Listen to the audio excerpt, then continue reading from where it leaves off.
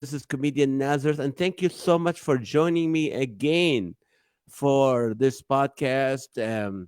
This is show number 123, and we've been around for almost 3 years now. And we thank you so much for subscribing, for watching, for downloading this. We are growing, 6,700 downloads. That's not bad.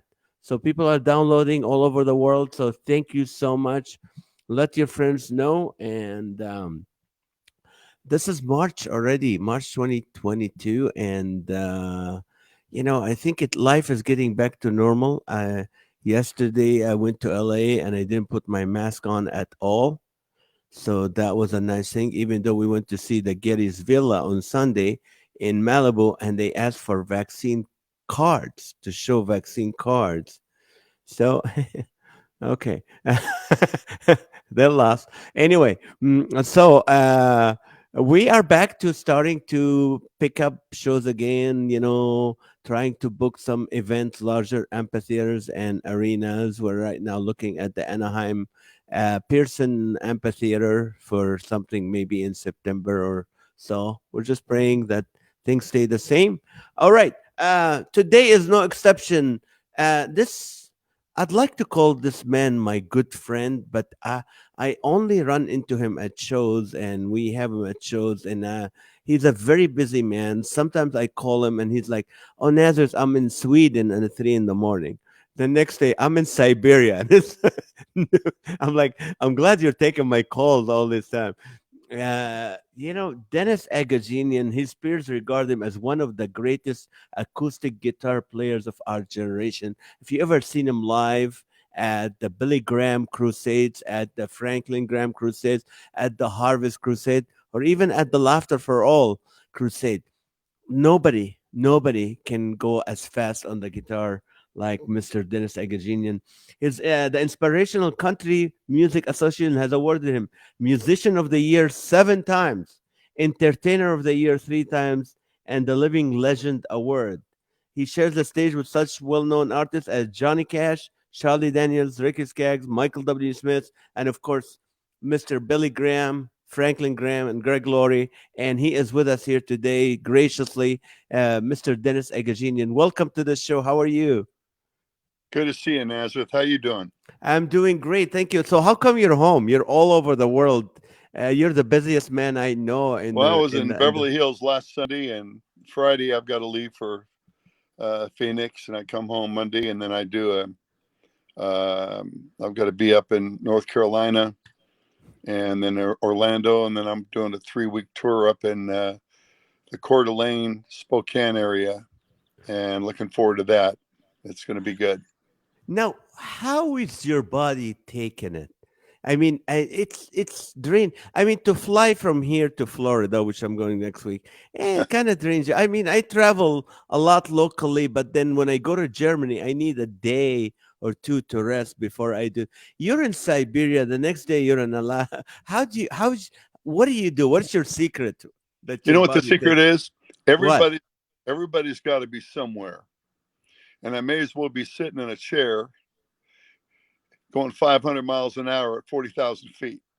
People act like, oh, I got to fly to New York. Oh, it's going to be stressful. What do you mean? You got to be somewhere. Where else are you going to be? And what are you going to be doing? You know? How And is your how is like do you get like like when you travel, do you get change of times, do you get jet lag, do you ever get jet lagged or no? no, if you're tired, you just take a nap, and you get up early when the birds are chirping. I get up early at home here in San What's Diego. early for you? What's early for you in And San then, Diego? get up at 6, make And what's coffee. And, your routine like? Make coffee, okay? oh, yeah. And, look at my email and, open the office, and there's always things to do. It's quite a lot of work when you're going to even just one church. If you're doing 120 a year, there's a lot that goes on. You've got your sound system and what you're going to do and where. And, there's a lot involved, as you know.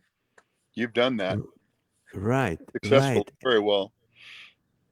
Now, I wanted to ask you this. You do events like I've seen you at a small, like when we were in Colorado, you performed at the Cowboy Up, and there were about like few hundred people. But then you're doing the Billy Graham crusade, and there's 80,000 people. Do you get energized by the audience? Does that motivate? What energizes? Is the audience energize you? A bigger audience energize You you? think when, and people say, well, when are you going to retire? They say things like that. And I've been doing this since 1967. Um, you look at the fact that you're like, for instance, you're going to fly to Oregon, and you're gonna go to this place on the coast, a church maybe called the Rock Church, holds about 400 people. You've never been there. You go there, it's full, and you're energized to play for the people. You know, you got Hmm. good strings, new strings on your guitar.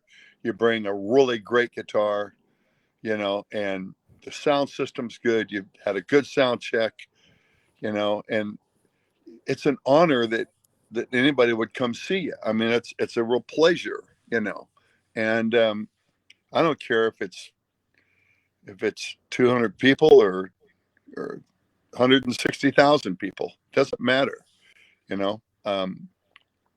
You're still playing for people. A lot of times, if you play for a group, and you probably know this, if you do a coffee shop or if you're doing something where there's 300 people and they're right in front of you, sometimes that's harder to play than for 50,000 people. They hear Mm. every note, and you better not Ah. make mistakes. And and they look right at you. And so it's important that you do your homework. And a lot of times I change songs. If I go out and I see the crowd, I'll look at the age of the crowd. I'll change a whole set just for those people. You I may know, I do more. have. I may do classical. If I see some Mexican American people there, I do songs in Spanish. I'll do songs in Portuguese. I do classical music where you try to, appeal to the emotions and the character and the logic of your audience. And you want to persuade them to hear the gospel by if they respect what you do and what you play. Then when you share the gospel, you've earned the right to share Christ with them. And most times they listen. So it's a real honor to go anywhere. And we don't turn people down. They call us. We don't have agents. We don't have managers. You go to DennisAgajanianMinistry.com and you can call us direct. And we'll work you in. That's something I want to. You know what? I have it down. I want to dig into that part alone, the agent and you, because I've seen you at at small events, and I've seen you at huge stadiums, and just to second what you just said earlier, when we had you at the first time we had you at the big stadium, not the big, at the 66er stadium, you were singing, and all of a sudden you sang a song in Spanish, and we had a Latino audience. I'm like, wait a minute, how many languages do you speak, Dennis? Well, you got to do your homework, as and The audience. the people know you, but if some people that are listening now, if they've never heard you, the great thing about you, you'll draw thousands and thousands of people. But I remember one time we went to a place where the rain was so bad, uh, it was you still writing checks to everybody out of your own account. I'll never forget that. And Mm. you paid everybody regardless of how many people came because of the rain. It was a monsoon, and so the people that support Nazareth know that. And if you haven't supported him, it's a great ministry because he doesn't ask for cake and wine, but a cup of coffee and a piece of toast. And he's a good man. And I've seen him, pay people out of his own pocket. So we appreciate you. That's why Well, no, people love you, and thank you. they go on your program. And I'll never forget that in San Bernardino that went on, and I was with you there. Thank you so much. You mean you know it's funny one of those events one of the people on my board, he's a CPA, David Christensen, and Yeah. I didn't know that till after the event. He came after the event and goes, Nazareth, my dream was to meet Mr. Dennis Agajanian, and he said you had me go to the suite with and I got to spend time and learn from him. No, I want to take you back. You started doing the trombone, then you started to do the guitar at age what, 15? I was playing the trumpet at 9. I was a trumpet player. What made you go to the guitar? Well, when I was 15, my brother played the mandolin and the fiddle, and we had a banjo player friend of ours. And so we formed a bluegrass group. They needed a guitar player. Well, I knew music theory well enough to figure out the guitar, and so I was a guitar player. But when you're playing behind a banjo and a mandolin and a fiddle, the guitar doesn't take solo breaks. You're just doing constant rhythm behind them. And so after a while, I started doing things alone on my own, and I started playing a lot of solo things on the guitar. I'm still learning things on the guitar even today. You're still learning things on the Well, guitar. we've put down, we do a lot of Mozart, Amadeus Mozart, and Wolfgang Amadeus Mozart. We do Really? Beethoven. I do Spanish. I do just a lot of different songs. Or there's people in the audience that'll like, if you're doing a certain set, every song should be different. It shouldn't be the same. It shouldn't be in the same key. Shouldn't be in the same rhythm style. You don't want to bore your audience. You want to do everything you can. You don't want to just sit and do your own songs like they're the Right. greatest songs in the world. There's probably a lot of writers that are better than you are. So you need to do the songs that are really good. Maybe not songs that everybody does, but songs that are really, really good songs. Can you do the And ending of Hotel California? yeah, No, I'm that just the lead guitar player of the Eagles saw me play at the NAMM show and wrote about me in his book. He did. He's really. the one that wrote that song. He did all the lead guitar stuff, and I don't know. No, When you're busy just doing serving the Lord, it's nice to know that there's secular people out there that know who you are. But my goal is to tell people about Christ. amen. And I know, and I want to get to that. Before I do that, I'm a city slicker. I'm not from this country. What's the difference between bluegrass and country music? What is the difference? Uh, Country music is it used to be. It's a little corny today. Some of it is. It used to be really good when you had different artists that were totally different. You had Merle Haggard and Johnny Cash, and I played with Johnny Cash. He was a friend I of mine. know. And then you had Roy Clark, and you had different people. Uh, Country music today, it's you put it on and the singers sound the same. They cut their sleeves off and they look like male models, and they get out there and sing. And it used to be years ago when you would even perform anything, you had to sing, you had to dance, you had to act, you had to do many different things to be a Mm. performer. And now it's just people are singing to digital audio tapes. And it's important that they have a band, and there's talent in the band. There's the bass player, the lead player, the guitar player, the drummer, and there's all kinds of talent that can be filled in by young people playing, and they get better when they play. But nowadays they don't do that much anymore. They don't use bands, and they it's too bad, because there's a lot of great musicians that they're playing three chords and a minor in different places, and it's sad because they develop when they're young. Like a motorcycle racer, he doesn't Mm. develop when he's 40 years old. He develops when he's 13, 14, 15. No fear. Mm. And Mm. so we need more guitar players that are solo players and that know how to play guitar, not just do the chords and be satisfied. But That's why I bluegrass have is a I have different. a website. It's called guitarwithdennis.com. You can go to Uh-huh. With guitarwithdennis.com, and I dancer. teach you how to play the guitar for beginners and advanced players and intermediate players and slow beginners. We have all that for them. Well, we try to, you know, to maximize their talent and mobilize themselves. And you know, you got to be able to Yeah. hold a crowd. You can hold a crowd. Getting up and saying a joke, a lot of people, they want to purposely not like the joke. You go, what was that? You know, but you're so good that you're able to appeal to your audience, and you read an audience. Well, a lot of young people, a lot of bands can learn a lot from you on how to communicate to these people, because you do that alone, and that's a tough thing to do, very tough, Let me and you're ask you good at it. this.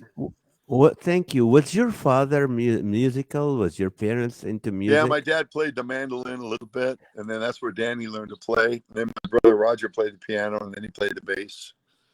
So we What? What's played the biggest event your dad saw you at? that he saw me at. Well, I was doing the Billy Graham special on TV on ABC, and I performed several times with. I've done about 45 crusades with Mr. Graham and about 300 and 400 with Franklin. So we play different things. Promise Keepers were always big when we would do a 40-minute concert for them right after lunch when they were in the stadium, and we had the band, and we would have 85,000 people, and we did, I don't know, probably 27 different cities for them.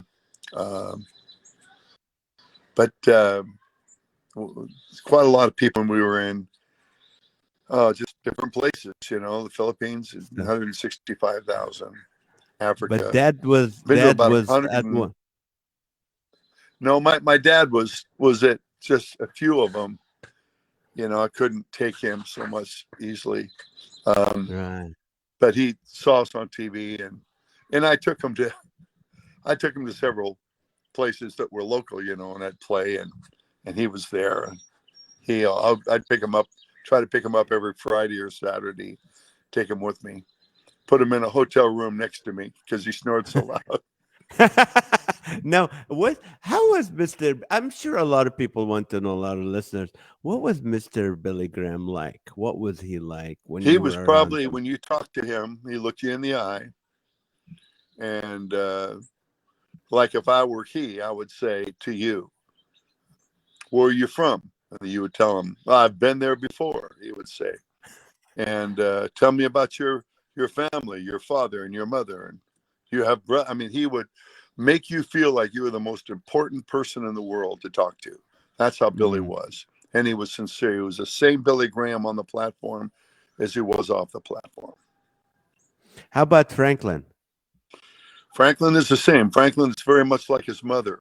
Franklin is a little bit more subdued, where his son Will, you know, will talk to everybody in the church before they even leave.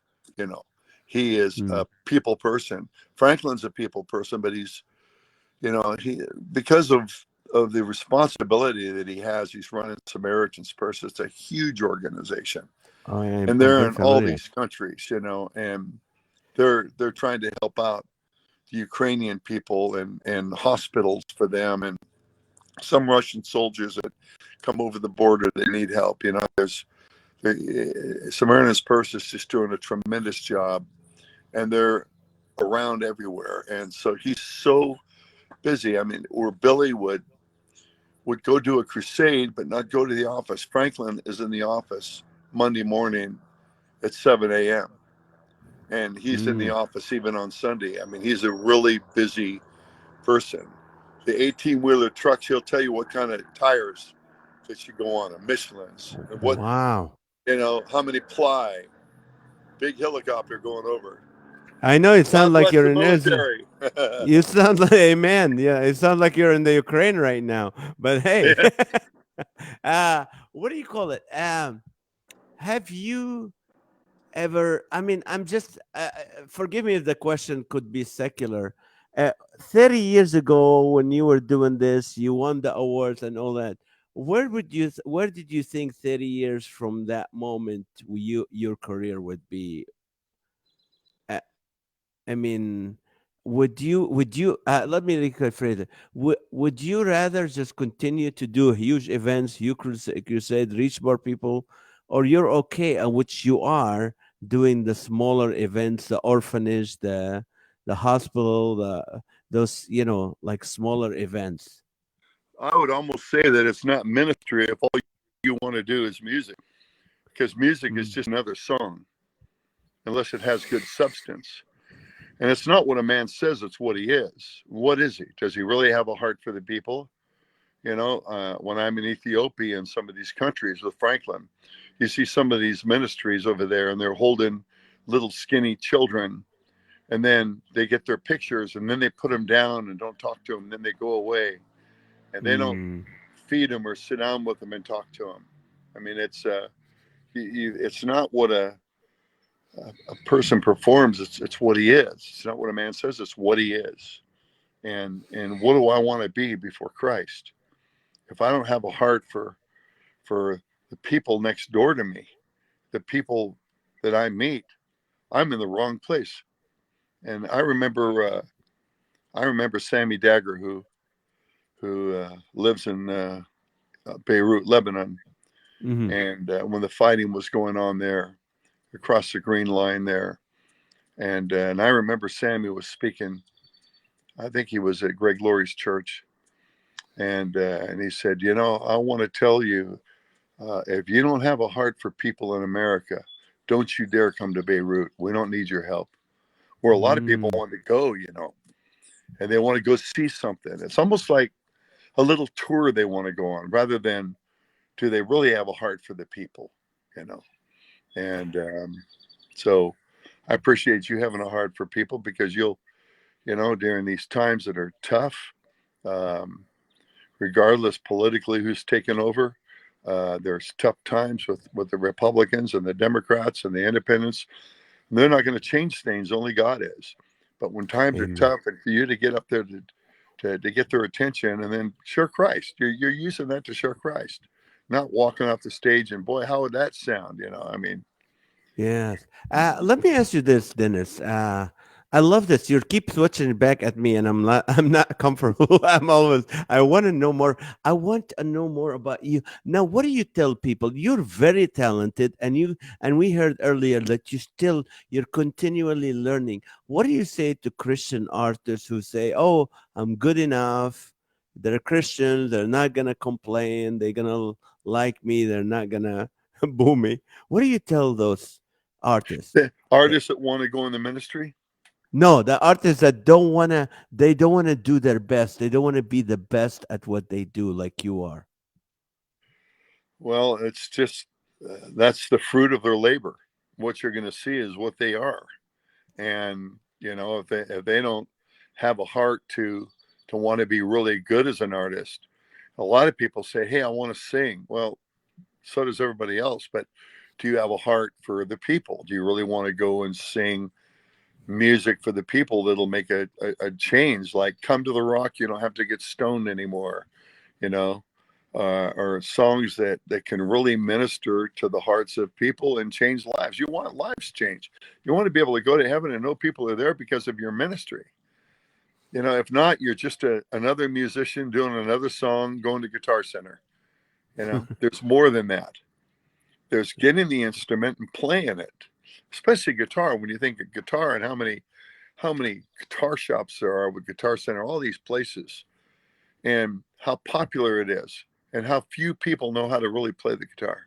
They just kind of scratch players, and there could be players out there that are 8 times better than I am if they would just work at what they do, and use the talent that God gave them. It's a God-given Mm, talent, and we have a responsibility. The harvest is plenteous, but the labors are few. As my Father has sent me, so send I you. You know, mm, and so I encourage young people. They play an instrument, get it home.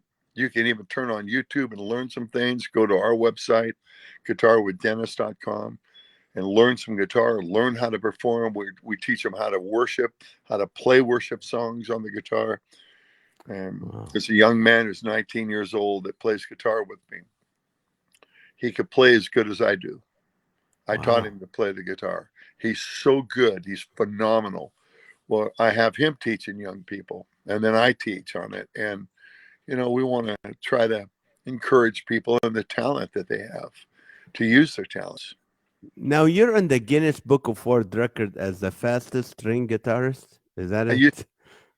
I'm not anymore. Not in. I did the computer thing, but believe it or not, the young guy that plays with me, the 19-year-old kid, he's in the uh, Guinness Book of World Records with an electric guitar. Is the fastest. He did I don't know how many notes, 67 notes in a second or something crazy. That's how good he now, is. how many guitars do you own? Oh, can you keep a secret? Yes. So can I. Okay, I won't say anything. Okay, I'll move to the next question. Okay, let me ask you a different number. How tall are you, Mr. Agajanian? How You're tall? six what? Yeah, Six six four. what? 6'4". 6'4". Okay, you're a big guy. You have a huge presence. Like when you walk into a place, I mean, everybody, especially if you're in a different country where people normally at 5'5", 5'6". Have you ever been scared? Um, no, not when you're on stage. I've been to places where I was playing in Lebanon and the Hmm. bombs were going off around the church, and I was still playing, and explosions were going off. I've been to Wow. Cambodia where Franklin and I were there, and 3 mortar rockets hit where we were, and we dove in a ditch, and the ditch is there. It's flat land. It's their sewers, and I dove in a dry one. He dove in a wet one. Ew. And before the second mortar rocket went off, he jumped into my ditch, and I'm yelling at him to get out of my ditch.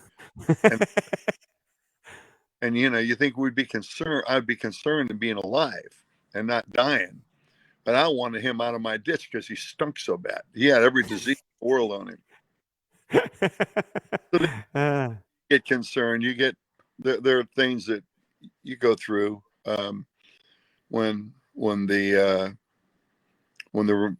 van came to pick us up there in Cambodia. We're in the ditch, and we got in, and they said close the door, and the kids were all over my neck and everything, screaming. And the kids wanted to go with us. hmm. They had to shut the door on the kids. I'm screaming, Ah, guy, don't shut the door. He shut the door, and I had to look at their faces. That sticks with you. And when you're in Kosovo, and you're a place where there's over 120,000 refugees, and all of them are women and children, and they've been out in the cold. It's freezing cold, and they have just parkas on, windbreakers on, and you see people dying in front of you. That doesn't ah. leave. And sometimes you have to just get it together. There's 2 ways you can go. You can freak out, or you can go, this is what life is. You read Revelation. This is just a picnic. What's going to happen? And it's a time of confrontation, not negotiation. We don't need to sit around and negotiate Jesus, and Hmm. we need to confront the Word, and stand up for the Word, and stand up for the freedoms that we still have in this country, because we're losing the freedoms in this country, and we're losing freedoms now. I mean, people will jail you if you don't wear a mask. Certain places, and Right. a lot of governments are using this as an advantage over the people. And the people are wising up. Americans are really strong; they really are. And you think of what the people in Ukraine are going through, in all these places. 40 million people died in World War II. 60 million in World War One. You think of us, and we're still blessed. We still have clean water we can drink, and we can still go to a church, and we can still. There's great things that you and I and other artists can do, and we're thankful to God for that. Amen. When did Dennis Agajanian started caring about people or met Jesus? Well, I came to know the Lord when I was 11. Uh, 11. some friends on a Wednesday night invited me to a youth group, and I got there, and there was only 4 of us. And it was a dark room. It was raining out. There's one light bulb hanging down from the ceiling. And I sat in the second row, and the 3 friends of mine sat in the front row. And this guy comes out and he speaks to us. And he was pretty straight up. He said, anybody want to get saved? And I raised my hand. He told me to stand up. I stood up. He said, you sure you know what you're doing? I talked back to him for the first time. I talked back to an adult. I said, you bet I know what I'm doing. I wouldn't be standing. I was serious about what I was doing. And I accepted Uh-huh. Christ. And I found out that his name was Larry Ward. He was head of World Hunger. And I called him on Wow. the phone, and the secretary said, Dennis Agajanian's on the phone. And he goes, is this Dennis? I said, forget Dennis. You led me to the Lord, I told him. And he Where was remembered that at? What it country? was What in city? What California, in California? Santa Okay. Clarita, yeah, right on Valley Street there. And no, right on Lyons Avenue there. And it was a really neat thing. And then I called him and talked to him. He died like 2 months later, but he was head of Mm. World Hunger. Mm. And so, it was neat that I was able to talk to him before he passed away. And you were 11 when you accepted Christ. 11 years old. And it meant so much to me. And Yeah. and I've always seek the Lord. I still seek him. I still study every day. And, I speak as well as play. I speak on eschatology, and I speak on uh, church history. And a lot of times I do seminars at different places.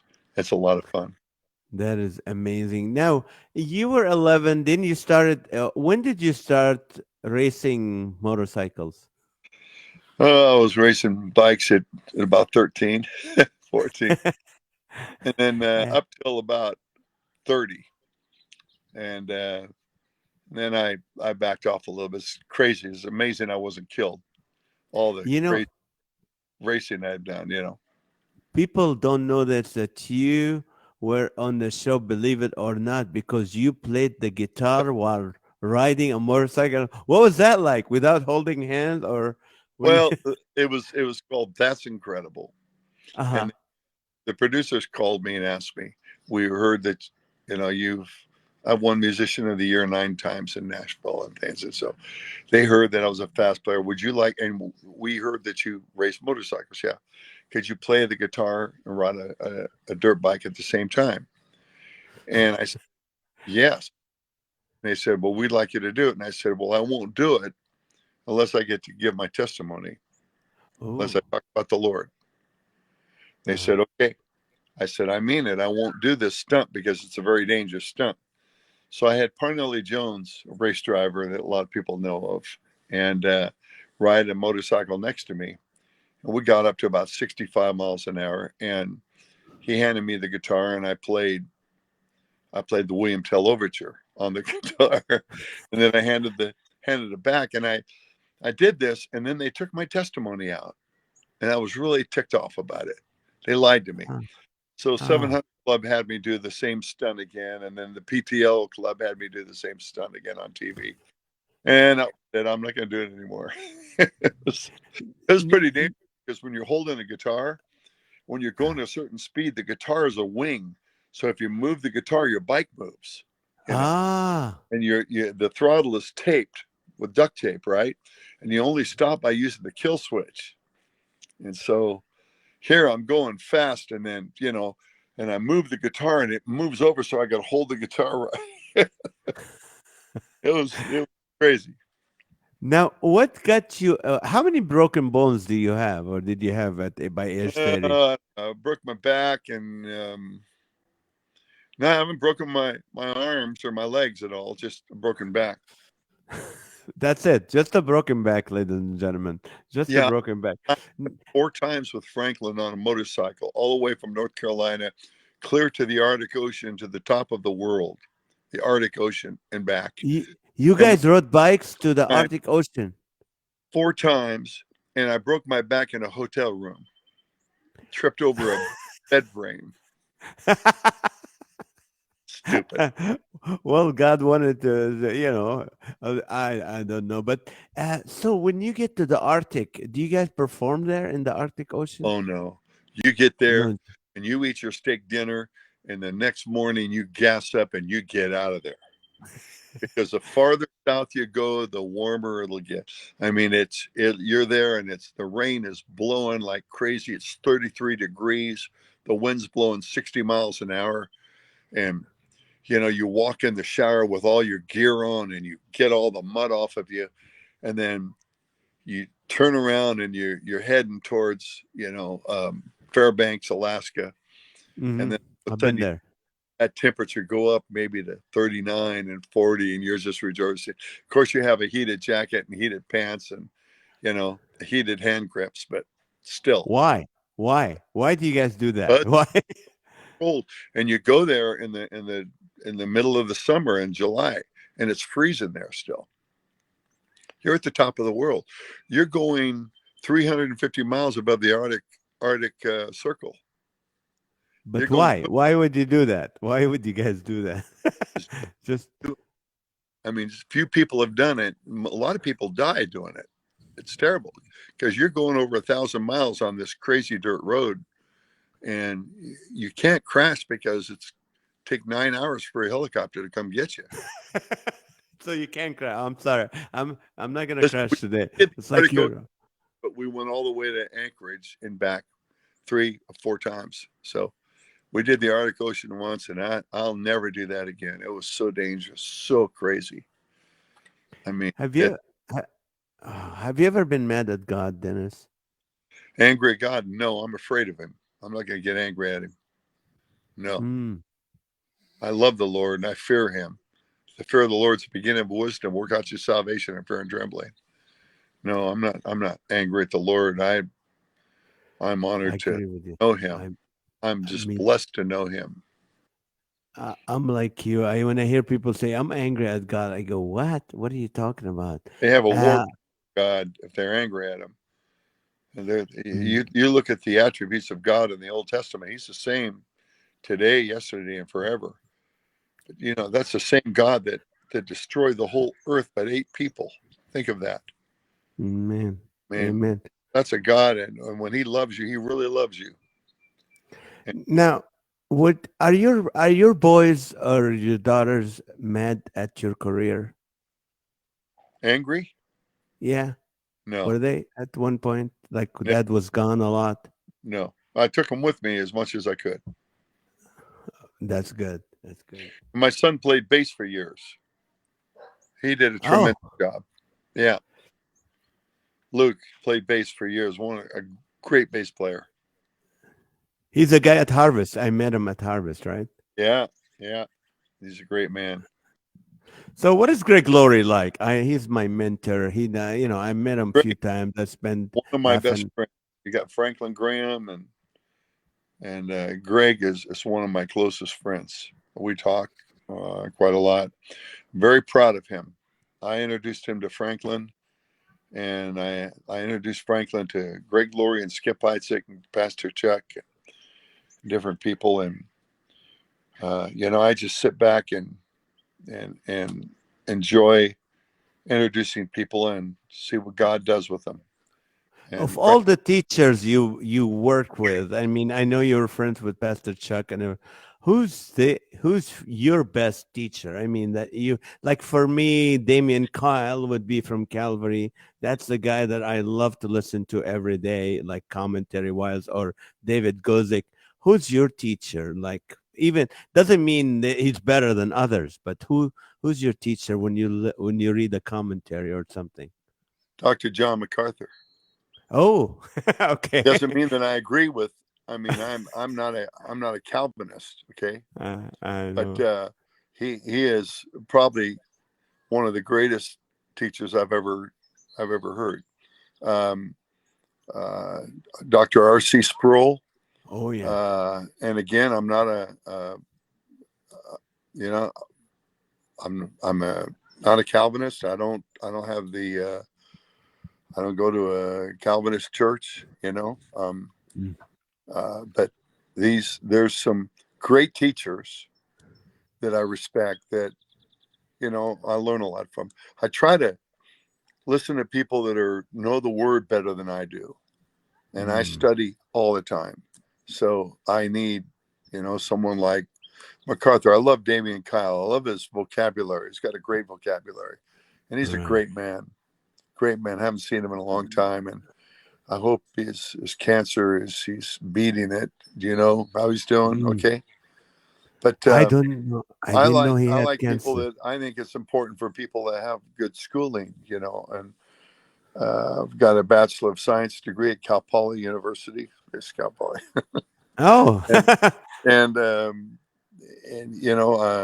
I'm halfway through a master's, but haven't been able to finish a master's degree. I've just been so busy. But I like to study, and I like people that are highly intelligent that will speak, not just today.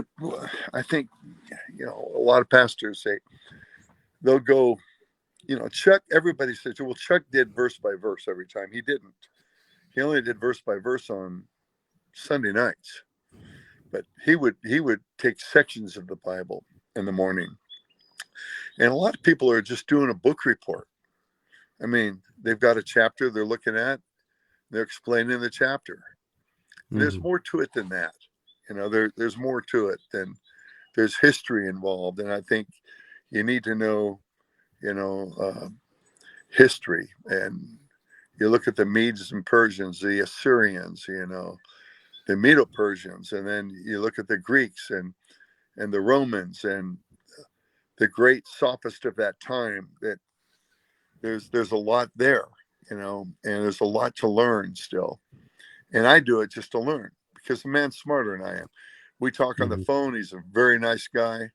I tell him he's my favorite Calvinist. He said he's not a Calvinist. I go, you are. And but Calvinism isn't going to keep you out of heaven. It doesn't matter if a guy's a mid or post or pre. I prepare for the post, but I'm ready for the pre. And Well, the name Agajanian is Armenian as a nationality, but Armenian by faith too, right? yeah, it's not no. It's a different name. Armenian or compared to Armenian. Right. Armenian. Yeah, they're both Armenian. different spellings, and Oh, they're I different. didn't know that. I Oh didn't yeah, know that. yeah. It's not the Armenian community. No, Now, no. some people don't know that the Kardashians are related to you. Yes, my grandmother married Hamas Kardashian, and uh, and I almost changed my name to Kardashian because I love my grandmother so much. And she was a Uh, lot. She was an amazing lady. Really encouraged me, and when I was young in the Lord, and my grandfather brought them all over from the old country.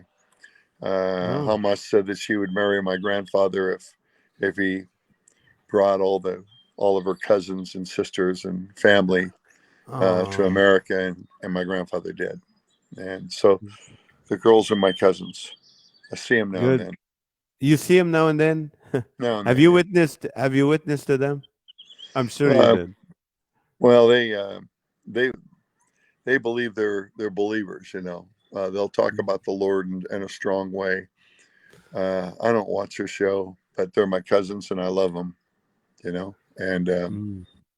and they seem to respect what I do, but um, you know, Let me take you to a question that I know you're gonna answer it in a spiritual way, but also I want you to know there's comics and musicians who are listening and watching. We have 87 watching right now, but there'll be several thousand, 6,700 listening.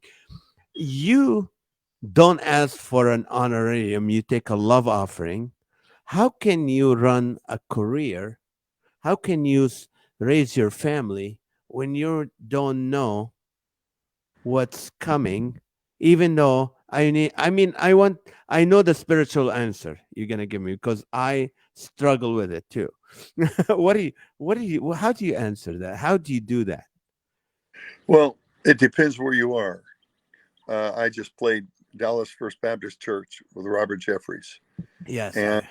you know, no, I don't ask for an offering there. You know, uh, they have an honorarium that they're going to pay me, and that's what they pay. When you have enough air miles like you and I do, if a church says, "Hey, we want you to come," uh, then I have to use air miles. I do. The Lord will bless. And Mhm. I don't like the manager agent thing going on. Um, Mm. and there's the offering belongs in uh, the offering belongs in the church, and the tithing belongs in the church. They can take an offering from me, or they could, have me come as a guest and give me. But I try not to have a big mailing list. I don't send things out. We have about six people that support us. Mhm. I could have 60,000 if I wanted, or more, from all the different names that I could have recorded, and I have still on my computer, and I could, but it's just not my style. Probably because Mm. I don't like the way people, um, you know, demand certain things, and you know, um, I don't know. I don't like the kind of the musician thing. I have to have my little water bottle between every song. I have to have my, thing over here, and my coffee is over here, and all the demands that some of these artists are given. They didn't play during the COVID thing. I was playing every weekend. Mm. You know, and it later on they go, these people wanted too much money. They're asking for too much money. And Amen. I don't do that. I get probably what I got 20 years ago. So, I we're a 501c3 with the federal government, with the state government, and we try to do everything above board. So, Amen. Amen. You're a great example. I'm telling you. I mean, when we do our crusades, we look at the rider. If someone has a rider longer than few lines, we're like, no, thank you. This is a crusade. This is not, a party or an event. And you came yeah. in with nothing, no contract, nothing. You just came in like whatever you guys do, and I mean, we honor that, and it's hard. I have to tell you myself. Sometimes we struggle with that because I'm not. The Lord is faithful. He's always been faithful. But sometimes you go somewhere and they give you that, offering that's like leftover offering, and you go, Lord, is this from you? Is this? There's no love in this offering, and Lord, we have needs, and we have to pay the mortgage or the rent or and just it's just difficult. And I'm Some of the admitting, churches take advantage, though. Some of the churches want things free, or yes. they own a little bit. I mean, you could, I went to this one church, and it was for an offering, and I was in Las Vegas, and place is fairly full, and I saw this guy come in the back, looked like he owned a casino, and he sat in the back, and afterwards, the pastor said, "Come on over. We're gonna give you the offering." And he went through it, and he goes, "Here's a check for $1,800." It was from that guy. He goes, "Oh, this isn't for you. This is for us." And I just go, "Whatever, you know." Wow. But you know what? The guy didn't last 6 months at his church. He was gone. So what goes around comes Oh. around. Yes. Oh my Lord. I know. That's And he like had in the the memo, Dennis, for Dennis. He didn't fill out a name, but he said for Dennis. And so, you go, well, there you go. What do you do? oh, I know the feeling. I know one church one time they gave me they said, "Oh, we're gonna pay you." And they gave me a very small honorarium. I said, "That's fine." And then after I did the service, I had a standing ovation and there were hundreds of people. He said, "Oh, we're gonna take a love offering for Nazareth now." I went and Right. all the money will go to him. And then I got how excited. I'm like, thank you, Lord. And then after the They event, didn't I give go, it to you. okay, so they go, oh, that wasn't for you. We already gave you the check. I'm like, okay, all right, Yeah. no problem. So these things kind of it makes you go but then the Lord is all. I mean, I've been to Well, places where you the just think offering was many ten of you will times. many of you will come unto me that day and say, Lord, Lord, didn't I prophesy in thy name, cast out devils in thy name? I will turn to you and depart from me, you work of iniquity. And there was gnashing of teeth. In other words, to the believer, these guys that are running the churches doing that, it's they're 7 times more responsible before God than anybody else. And Amen. oh, I've had it happen. Yeah, sure. But it most of the places I go to, it's fine. You know, I know, I know. I'm fine. Alan Goodwin just wrote this. Naz, you have had many great guests since the show started, which is show number 123. But Dennis has been your most fascinating and most comfortable in front of an audience, and definitely best storyteller. I have to second that. You're amazing, right? What's his name? Mm, Alan Goodwin. He's one of my fans and shows. I do a show every night at 8:30 p.m. called Live with Nas. When the pandemic started, Dennis, I said, okay, I can make people laugh and I can encourage people. So we started a show on Facebook, and tomorrow will be show number 422. And every hour, every night, 1 hour, we laugh together and we pray for people. And Alan is one of those people on the show, and just amazing. Alan, thank you very Was much. We love you, buddy. That's Hope to awesome. meet you sometime. Someone was asking you earlier, where are you gonna be in Southern California next? Oh, let's see. Well, let me see. I was in the core church last Sunday in Beverly Hills. There, I don't know. I'm going to be gone most of the time. I've got to leave Friday, and then I've got to be back east, and I'm going to be over. I'm 3 weeks in London, England, and then I'm going to Italy, and then we're going to Mongolia. We're going to uh, Brazil, and I'll Wow. sing in Portuguese there. And I don't know if I'm going to be around town here at all. I'm sorry. What? But check out DennisAgajanianMinistries.com. We have a whole schedule. And Mr. Goodman, if you come, you should come backstage and see me. I'd love to Yeah, meet that's no. How many language do you speak? Not sing, you. speak. Well, I just, my wife can speak fluent Spanish. I can sing in Spanish. If I'm talking to a person from Mexico, I can understand because they don't do the mucho correcto, right? They don't correct all the time Yeah. like Americans do if they speak Spanish.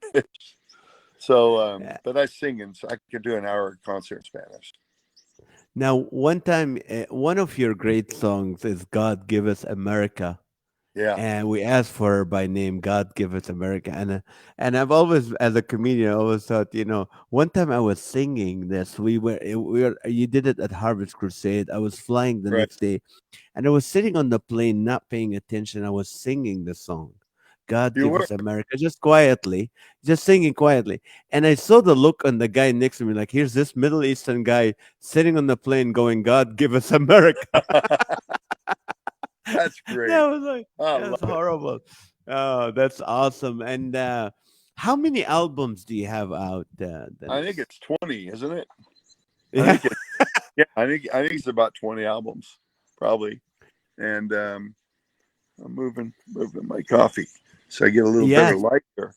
yeah. It's My getting darker in San Diego. yeah. Is it? This is. You can see me now, right? It was a little better. Yes. How many hours a day do you practice on your guitar? Well, I've got some guitars that I love to play. I get them out and I'll play guitar for an hour or two, and I just enjoy doing it. I enjoy playing for people, and Oh, let's I see. just I just thoroughly enjoy it. It's a I love delightful surprise to be able to do that, and so it's great. Yeah, that's okay. I lost my camera for a second, but I'm back here. Yeah. What do you call it? In those last minutes that we have, what would you encourage people? There's people hurting, scared. COVID really has caused them anxiety and stuff. And speak to them. Also, speak to the people who never use their talent for the Lord. They have it, but they never use it.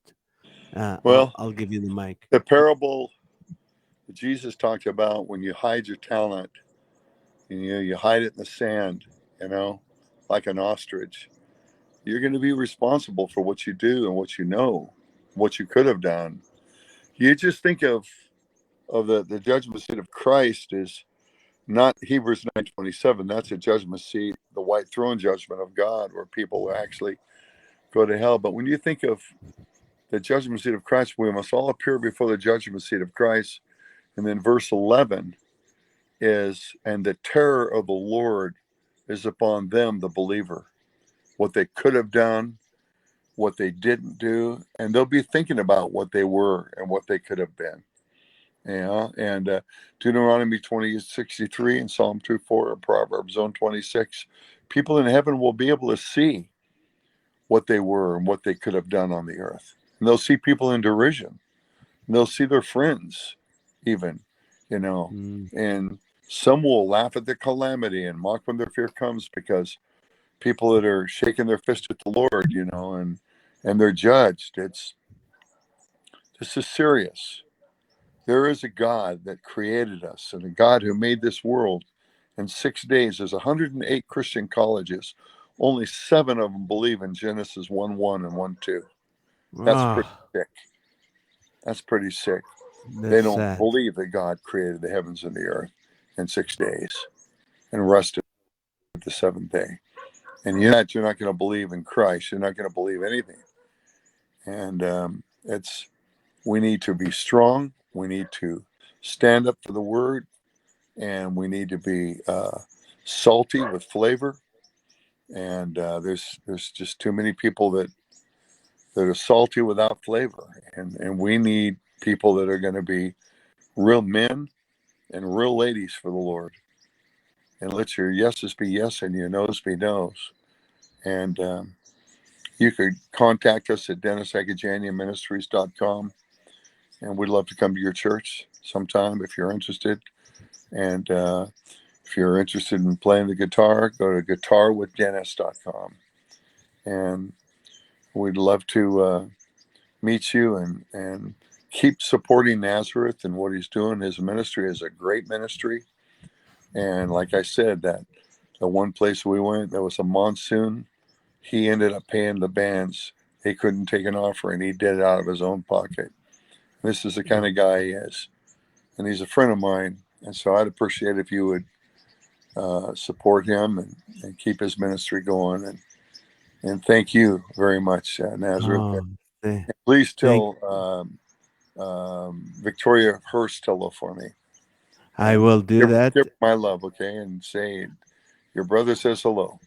I will do that. And uh, if you're watching or you're listening to this, you go back to your churches and you tell your pastor, "Listen, I got a secret for you.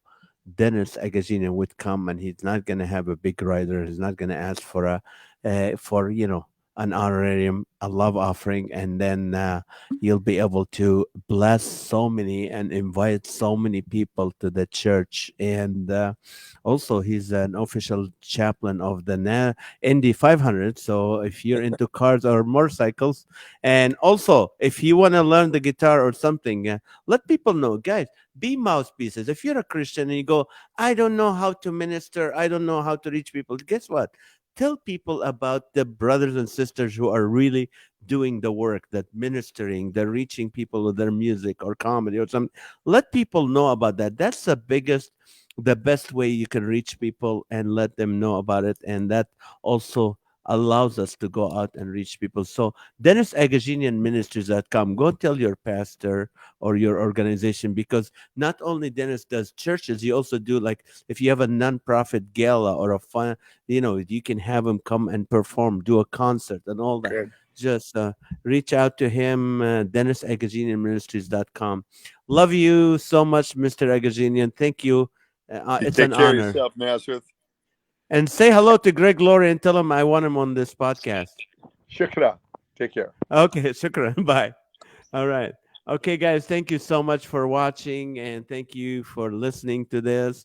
109 people are watching this. Praise God. Thank you so much. And also, you can subscribe to the Laughter for All podcast on your iTunes or Apple TV and all that, or Apple, what do you call it? Apple TV. I don't know, but there's different channels that carry this: Spotify, iHeartRadio, and all that. So you can subscribe there. And also tonight there will not be a live with Nas tonight. I have to take my sister-in-law to the airport at LAX, and God knows how many hours the traffic will be. So we'll see you tomorrow night on Facebook under Comedian Nazareth with the live with Nas. Thank you so much for watching. Thank you for listening. Love you guys, and God bless you all. Thank you.